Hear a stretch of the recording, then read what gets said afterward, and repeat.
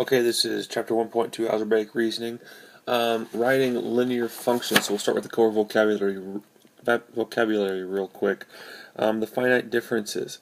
All right, this is like basically it's the difference. It's not writing. There you go. The difference. E-R-E-N-C-E in values between successive table rows. Okay, so it's kind of like if we had a table like this, X, Y, 1, 2, 3, 4, and then we had 3, 6, 9, 12. All right, the finite difference for these is we added 3, or we might call this a common difference in a lot of ways. Same type of thing of when you did in arithmetic sequences and things like that. Slope.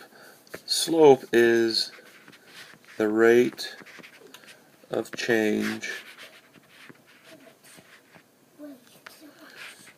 between 2 points. It's the rate of change between 2 points. Specifically like, x1, y1, and x2 and y2. Alright, you've seen this before. How I'm going to talk about this is your slope. You're going to see that as your m value. I'm going to call it delta y divided by delta x. Now, you may have seen this in physics, you may not have. This delta basically means the change in. Alright, it's the change in, so it's basically subtract one over subtract the other. So, subtract your y's divided by subtract your x's. That's how you find the slope. Alright, and reduce. Alright, so if you've got the points 1, 2, and 5, 4, we'll do change in y divided by change in x. So 4 minus 2 over 5 minus 1. 4 minus 2 is 2, 5 minus 1 is 4, and that reduces to 1/2. That would be the slope between those 2 points. Okay. A linear function. A linear function is a function whose data points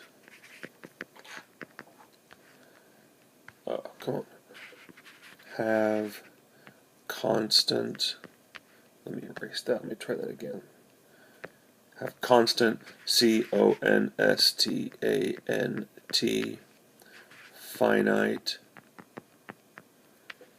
differences, D-I-F-F-E-R-E-N-C-E-S, for both x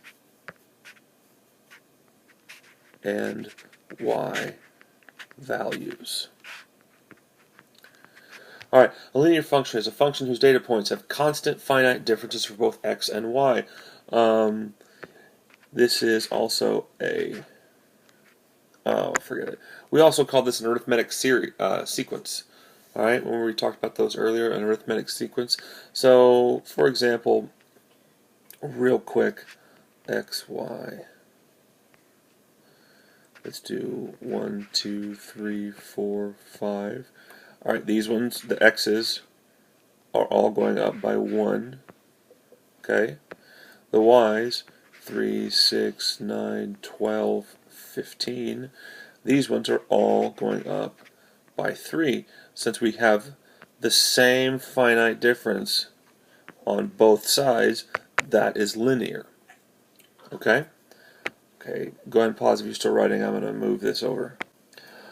All right, last but not least, we have the y-intercept. The y-intercept is the value, let's pick a better color. The value of y when x equals 0. Okay, or you can ace it, also known as aka when the graph crosses the y-axis. We also call this, you've also heard me call this, aka the starting point.